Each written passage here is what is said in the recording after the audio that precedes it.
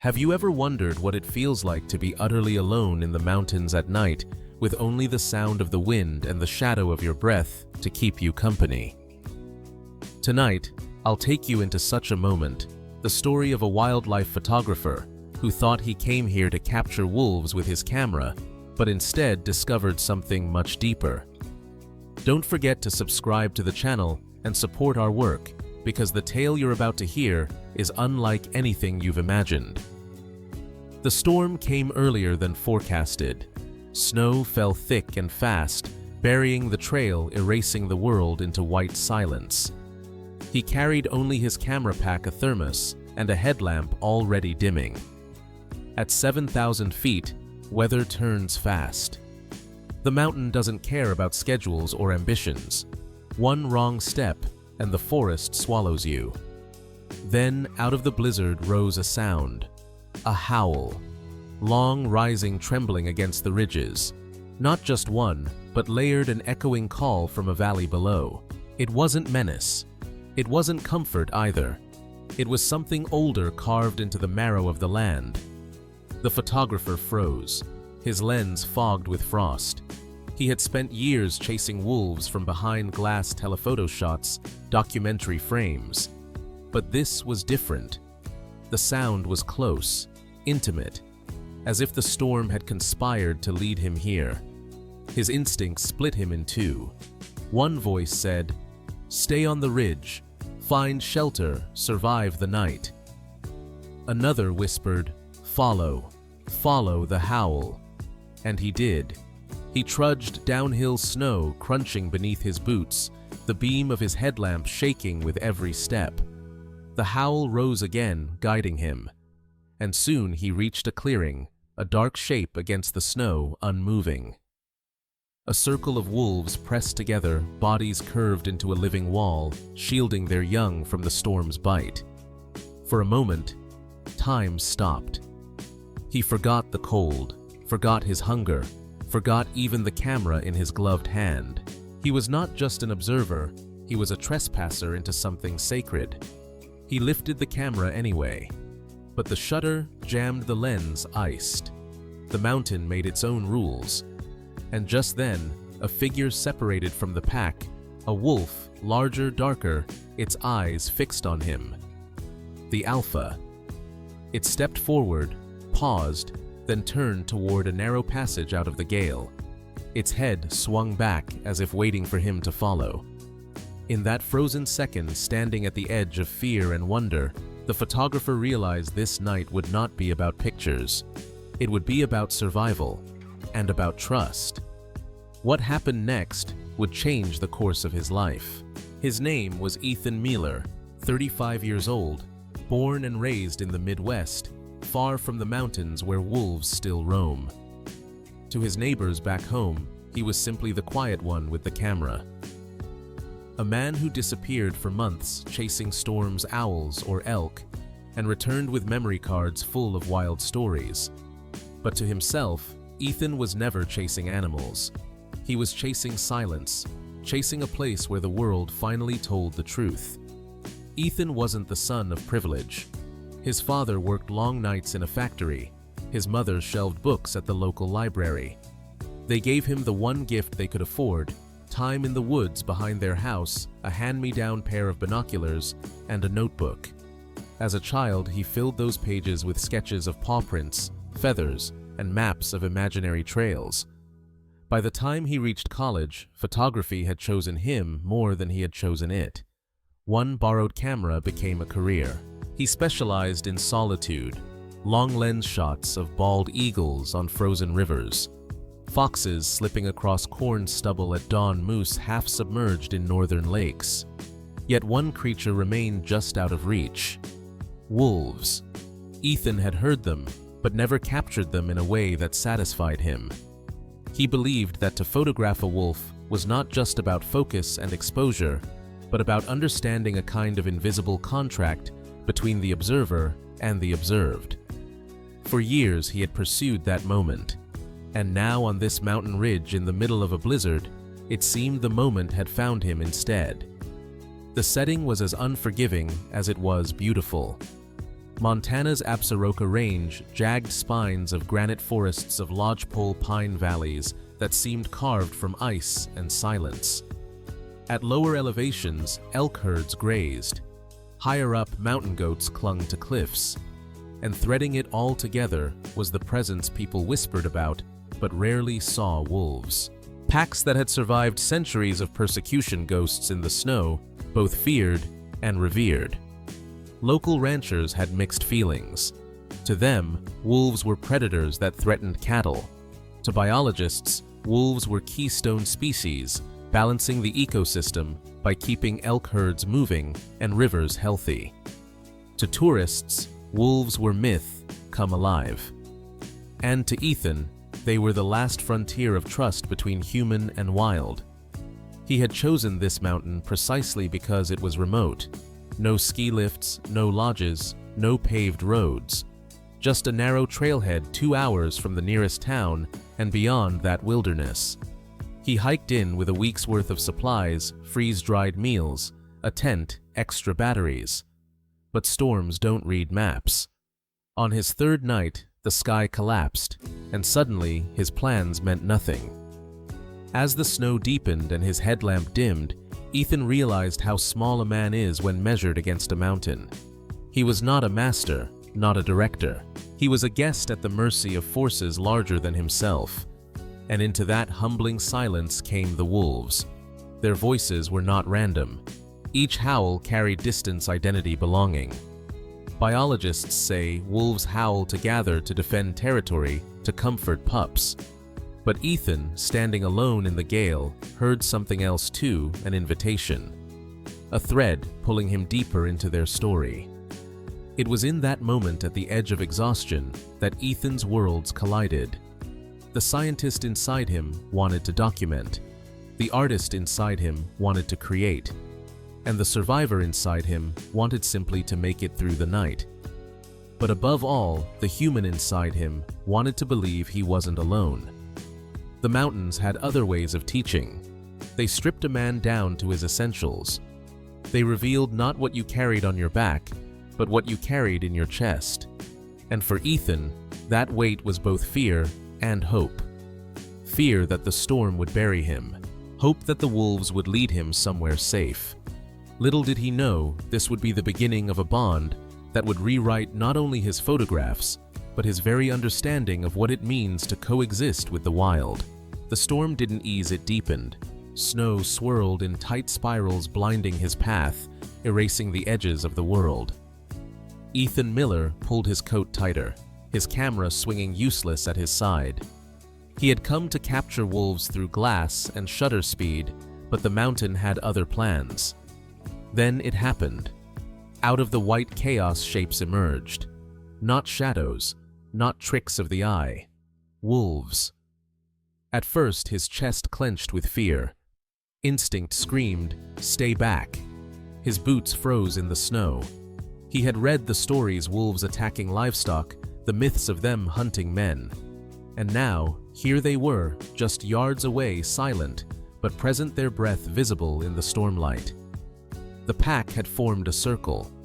In its center movement, a pup barely old enough to walk pressed against its mother's chest. The adults curved around shoulders, touching muzzles lifted against the wind. They were not hunting. They were surviving. Ethan raised his camera out of reflex. The lens was iced. The shutter refused to click. And in that moment of technical failure, he realized the camera didn't matter. His eyes were enough. One wolf, larger, darker than the rest, broke from the circle. The alpha. Its fur was thick with frost ears flattened against the storm.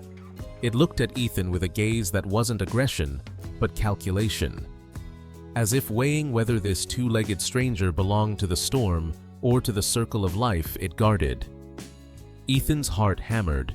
Fear threatened to swallow him. But then something shifted. Instead of baring its teeth, the alpha turned away, took 3 deliberate steps toward a narrow gap in the trees, and stopped. Its head swung back, eyes locked with Ethan's, waiting. The choice was his. Stay in the storm or trust the wolf. Every survival lesson he'd ever read screamed against it. Do not follow predators. Do not rely on chance. Yet here, surrounded by miles of snow and silence, reason felt like a brittle shield. His instincts, raw and human, whispered louder. Follow. He did. Step after step, boots sinking, lungs burning, he followed the shadow of the wolf into the timberline.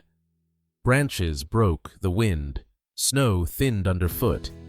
Slowly, the storm's voice softened. The alpha moved ahead, deliberate, never rushing, always glancing back as if tethering Ethan to its path. At one point, Ethan stumbled. His knee slammed into ice. Pain shot through him sharp enough to make him cry out. He looked up, breath jagged, and for a second, the wolf stood still, watching. Not predator, not prey. Something else entirely.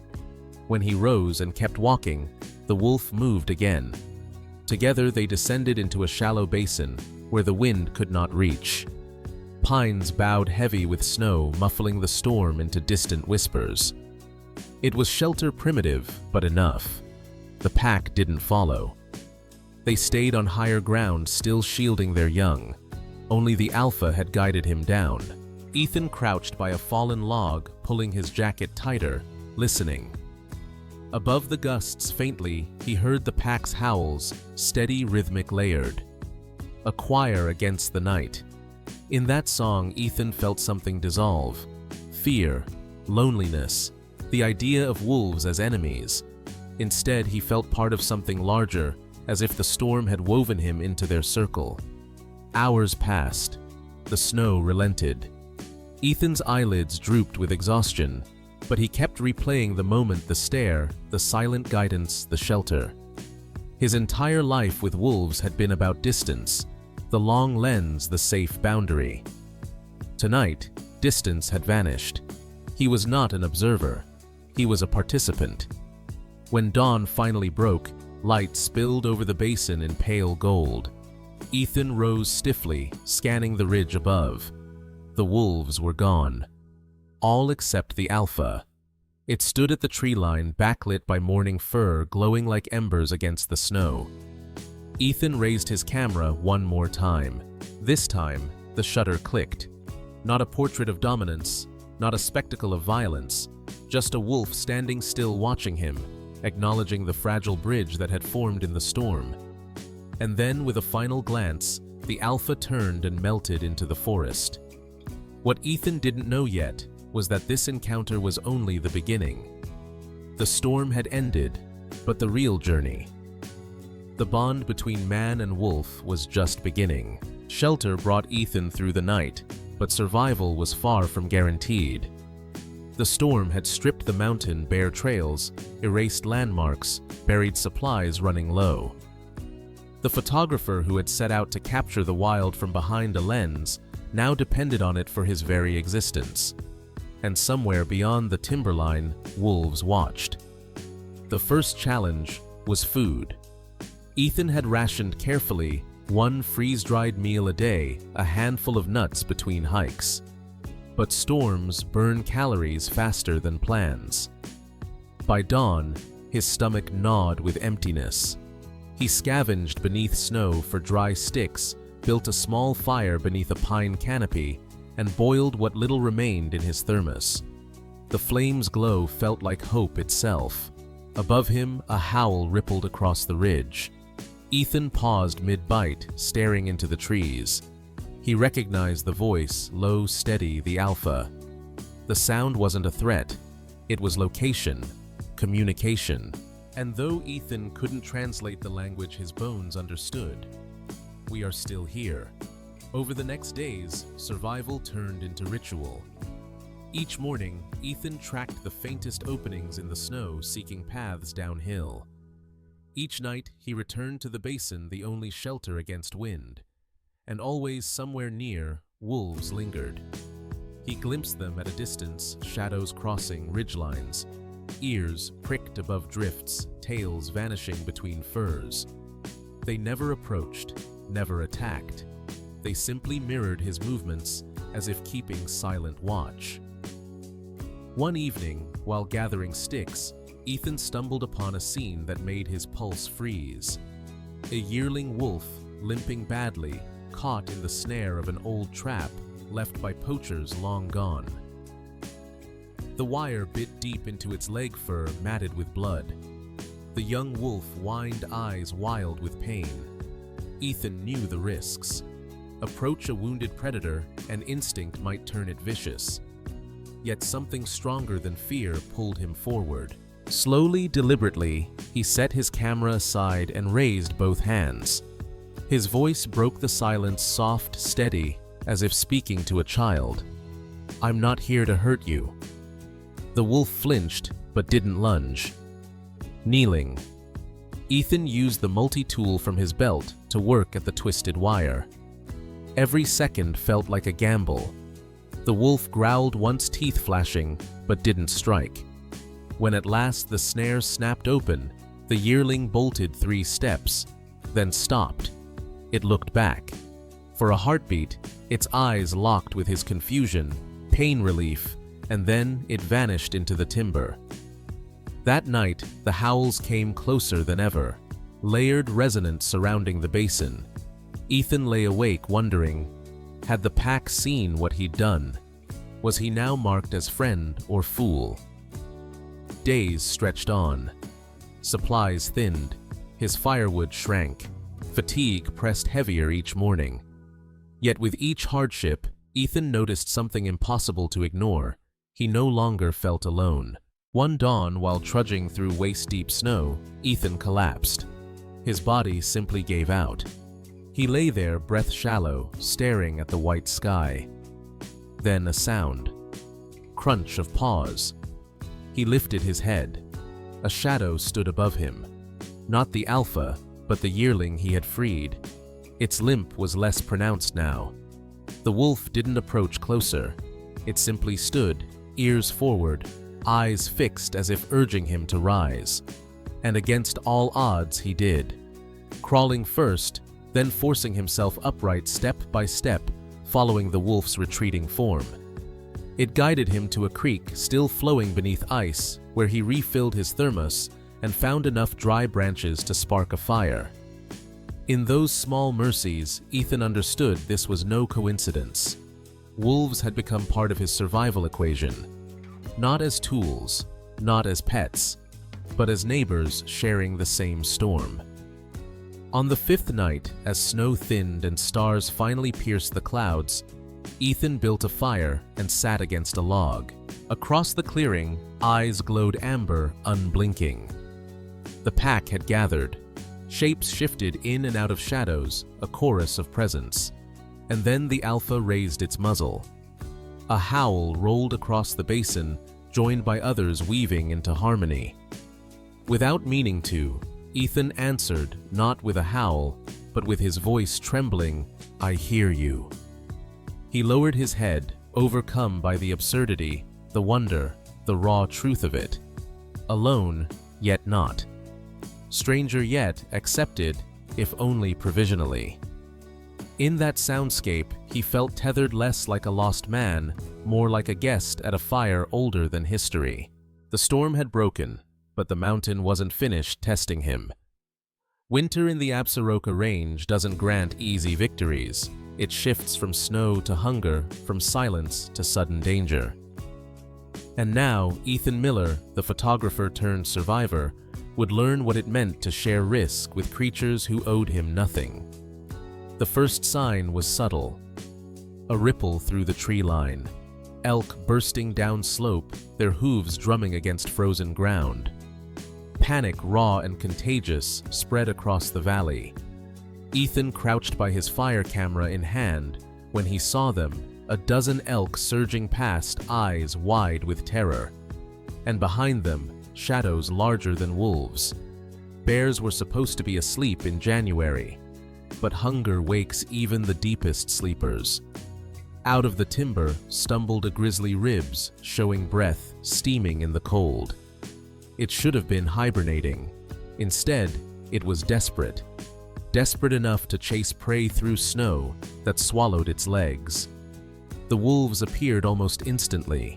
The alpha at their front, the pack fanning wide, intercepting the bear's path.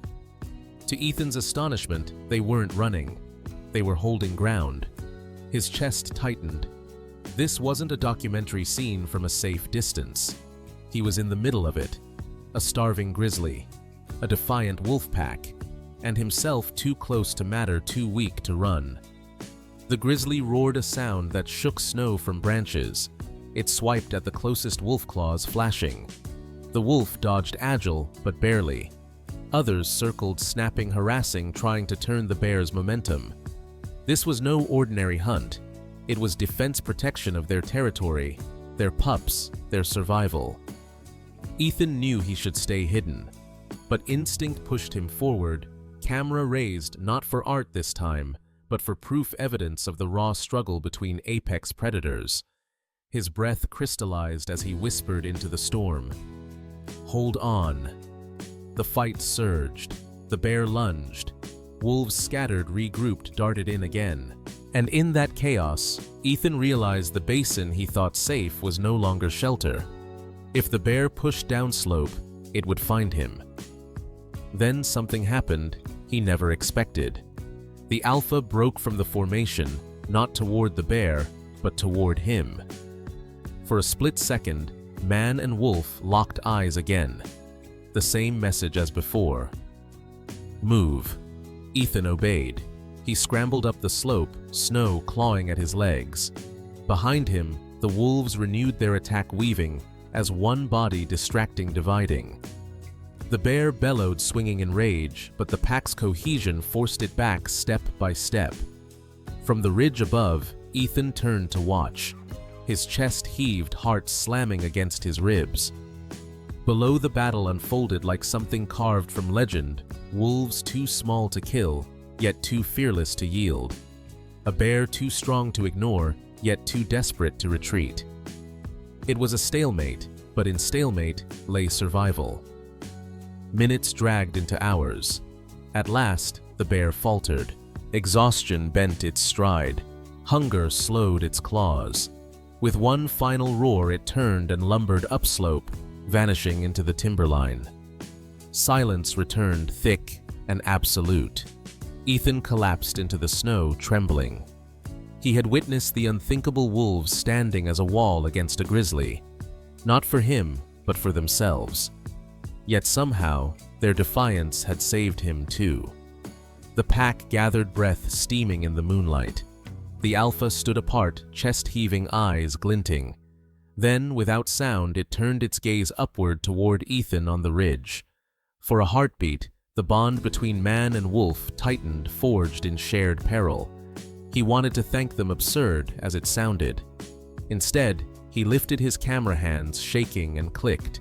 The shutter captured not violence but resilience, a pack united, alive against impossible odds. That night, back in the basin, Ethan lay awake by his dying fire. Images burned into him, the roar, the clash, the alpha's glance. He understood something now. Survival wasn't about solitude. Not for wolves, not for him. It was about bonds, invisible, yet unbreakable, forged when lives intersected in the crucible of danger. As the stars wheeled above, a howl rose again. This one wasn't summoning or warning, it was victory. A song declaring, "We endured." And Ethan, alone, but no longer lonely, whispered back, "So did I." When the storm finally passed and the trails thawed enough for him to descend, Ethan Miller returned not as the same man who had left. He carried no trophies, no perfect portraits, just a memory card with fragments and a story that felt heavier than any lens. But back in the world of people, stories aren't always met with awe. Sometimes they're met with suspicion. The first questions came from park rangers. They had tracked his permit, knew he'd overstayed by days, maybe weeks. "Where exactly did you camp?" they asked. "Did you interfere with wildlife?" Each word carried weight. Interference meant fines. Worse, revoked licenses. Ethan hesitated.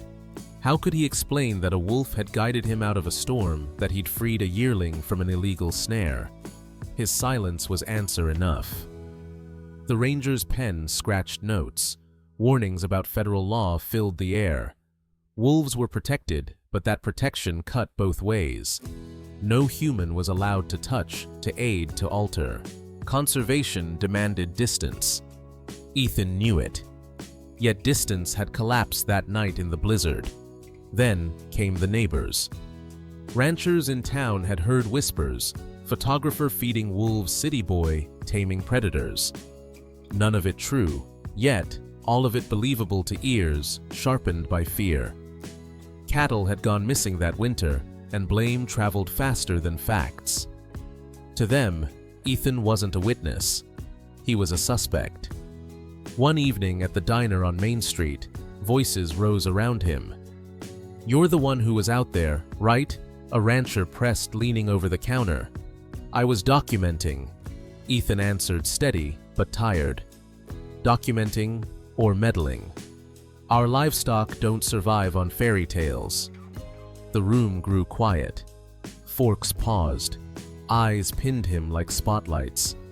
Ethan wanted to shout the truth that he hadn't fed them, hadn't tried to tame them, hadn't blurred the line for glory. But the words stuck, because deep inside, he knew he had blurred the line, at least for himself. The wolves had become more than subjects. They had become partners in survival.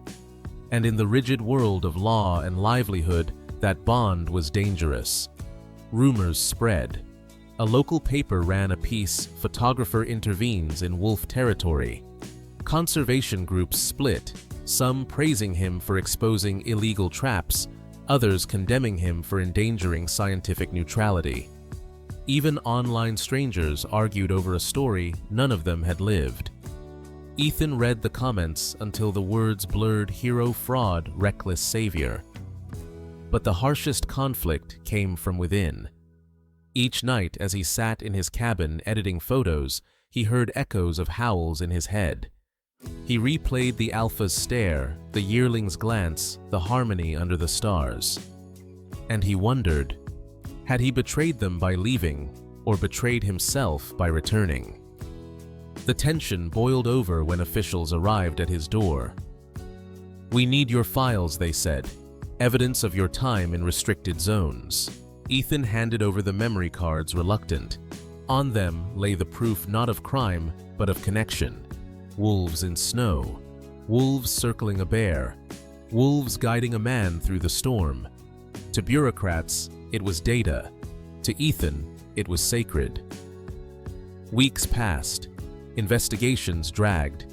Friends avoided him, not out of malice, but out of caution. Ranchers muttered louder. Conservationists debated ethics. And in the middle stood Ethan, torn between two worlds, the human demand for order and the wild's refusal to be caged. The final blow came in a letter. His photography permit suspended pending review. Without it, he could not legally document wolves again. The very door that had given him purpose slammed shut. That night, Ethan drove out of town, gravel crunching beneath his tires, until he reached the trailhead where it all began. He hiked under moonlight snow, soft beneath boots, heart heavy. He knew he wasn't supposed to return without clearance, but he wasn't there to document. He was there to listen. At the ridge, he stopped. Silence. Then faint rising an answer. A howl threading through the valley. Another joined, and another. A chorus distant but unmistakable. The pack was still alive, still together. Ethan closed his eyes. The law could suspend his permits. Neighbors could spread rumors. But the wolves owed none of them allegiance. They belonged only to themselves. And somehow, in that knowledge, Ethan found peace. When the storm finally passed and the trails thawed enough for him to descend, Ethan Miller returned not as the same man who had left. He carried no trophies, no perfect portraits, just a memory card with fragments and a story that felt heavier than any lens. But back in the world of people, stories aren't always met with awe. Sometimes they're met with suspicion. The first questions came from park rangers. They had tracked his permit, knew he'd overstayed by days, maybe weeks. "Where exactly did you camp?" they asked. "Did you interfere with wildlife?" Each word carried weight. Interference meant fines. Worse, revoked licenses. Ethan hesitated. How could he explain that a wolf had guided him out of a storm that he'd freed a yearling from an illegal snare? His silence was answer enough. The ranger's pen scratched notes. Warnings about federal law filled the air. Wolves were protected, but that protection cut both ways. No human was allowed to touch, to aid, to alter. Conservation demanded distance. Ethan knew it. Yet distance had collapsed that night in the blizzard. Then came the neighbors. Ranchers in town had heard whispers. Photographer feeding wolves. City boy taming predators. None of it true, yet all of it believable to ears sharpened by fear. Cattle had gone missing that winter, and blame traveled faster than facts. To them, Ethan wasn't a witness. He was a suspect. One evening at the diner on Main Street, voices rose around him. "You're the one who was out there, right?" A rancher pressed, leaning over the counter. "I was documenting," Ethan answered, steady but tired. "Documenting or meddling, our livestock don't survive on fairy tales." The room grew quiet. Forks paused. Eyes pinned him like spotlights. Ethan wanted to shout the truth that he hadn't fed them, hadn't tried to tame them, hadn't blurred the line for glory. But the words stuck. Because deep inside, he knew he had blurred the line at least for himself. The wolves had become more than subjects. They had become partners in survival. And in the rigid world of law and livelihood, that bond was dangerous. Rumors spread. A local paper ran a piece, "Photographer intervenes in wolf territory." Conservation groups split, some praising him for exposing illegal traps, others condemning him for endangering scientific neutrality. Even online strangers argued over a story none of them had lived. Ethan read the comments until the words blurred hero, fraud, reckless savior. But the harshest conflict came from within. Each night as he sat in his cabin editing photos, he heard echoes of howls in his head. He replayed the alpha's stare, the yearling's glance, the harmony under the stars. And he wondered, had he betrayed them by leaving, or betrayed himself by returning? The tension boiled over when officials arrived at his door. "We need your files," they said. "Evidence of your time in restricted zones." Ethan handed over the memory cards, reluctant. On them lay the proof not of crime, but of connection. Wolves in snow. Wolves circling a bear. Wolves guiding a man through the storm. To bureaucrats, it was data. To Ethan, it was sacred. Weeks passed. Investigations dragged. Friends avoided him not out of malice, but out of caution. Ranchers muttered louder. Conservationists debated ethics. And in the middle stood Ethan, torn between two worlds, the human demand for order and the wild's refusal to be caged. The final blow came in a letter. His photography permit suspended pending review. Without it, he could not legally document wolves again. The very door that had given him purpose slammed shut. That night, Ethan drove out of town, gravel crunching beneath his tires, until he reached the trailhead where it all began. He hiked under moonlight snow, soft beneath boots, heart heavy. He knew he wasn't supposed to return without clearance, but he wasn't there to document. He was there to listen. At the ridge, he stopped. Silence. Then faint rising, an answer. A howl threading through the valley. Another joined, and another. A chorus, distant but unmistakable. The pack was still alive, still together. Ethan closed his eyes. The law could suspend his permits. Neighbors could spread rumors. But the wolves owed none of them allegiance. They belonged only to themselves. And somehow, in that knowledge, Ethan found peace. In the weeks that followed, Ethan Miller did not return to the mountains.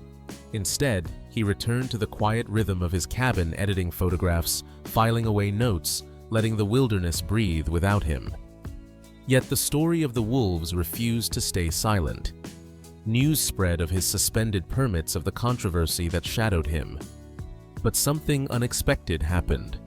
Letters began to arrive, not from critics, but from strangers, students, conservationists, even children writing to say that his photographs and words had touched them. "I never knew wolves cared for their young that way," one note read. Another: "Your story made me want to protect what we still have." Ethan realized then that the wolves had given him more than survival. They had given him a voice, a different kind of lens, one not made of glass, but of experience. He began to speak publicly, not as an expert above others, but as a witness. At schools, he showed the blurred images of snowstorms, the half-lit shot of the Alpha at dawn, the grainy frame of wolves circling a bear. These aren't perfect pictures, he told them, but nature isn't about perfection. It's about truth. Audiences listened, not to his technique, but to his humility. He described the moment his camera froze, when all he could do was watch. He spoke of freeing the yearling from a trap of hearing the pack's chorus under starlight, of being guided when he thought he would die. And he always ended with the same reminder: to love the wild is to let it remain wild. Meanwhile, reports trickled in from biologists. The Absaroka wolves had survived the season. The yearling was spotted healed, running strong with its pack. The Alpha still led. No rancher losses were tied to them that spring. The balance held. For Ethan, that knowledge was enough. He didn't need to see them again. The farewell in the basin had been final. But in the quiet hours when night deepened and wind moved through the pines, he sometimes heard a phantom sound, the echo of a howl threading through memory. And instead of loneliness, it filled him with gratitude. One evening, standing on his porch, he looked up at the moon cresting over the ridge. The air was still, no wolves in sight. Yet he whispered into the night, "I remember." He closed his eyes and saw them again, the circle in the storm. The Alpha's stare, the yearling glancing back. Images no camera could ever fully capture. But maybe that was the point. Some truths aren't meant to be printed, they're meant to be carried. The story ended not with possession, but with release. Ethan remained a photographer. The wolves remained wild. And between them lay a bridge, invisible but enduring, built not of ownership, but of respect. So what do we take from Ethan's story? This photographer, who went into the mountains chasing an image and returned with something he could never frame. First, that survival is never solitary. In the heart of a blizzard surrounded by silence and fear, Ethan discovered that life depends on bonds, sometimes with people, sometimes with strangers, sometimes astonishingly with the wild itself. The wolves did not save him out of charity. They saved themselves. But in their resilience, they offered him a path forward. And in following, he learned humility. Second, that respect must always come before curiosity. Ethan could have tried to capture, to claim, to cross lines that should never be crossed. Instead, he learned the hardest truth of all: to love the wild is to let it remain wild. The farewell in the basin was not a loss. It was an act of honor. And finally, that stories matter. A blurred photograph, a memory of howls, a journal line written by firelight, these are not lesser than perfect images. They are proof that connection can exist without control. That education and empathy can shift how we see predators, not as monsters or myths, but as families, neighbors, and keystones of an ecosystem. If you carry anything from this story, let it be this: nature does not exist for our possession. It exists for our partnership. Wolves balance forests. Forests balance rivers. Rivers balance life. When we respect that chain, we respect ourselves. So next time you hear a howl in the distance, Don't ask what it means for you. Ask what it means for them. Ask how your choices ripple outward into valleys, into packs, into generations not yet born. Because the wild is not a backdrop, it is a chorus, and we are just one voice among many. And if Ethan's journey has shown us anything, it's that the most powerful photographs aren't the ones we take, but the ones etched into us when we choose to witness rather than control.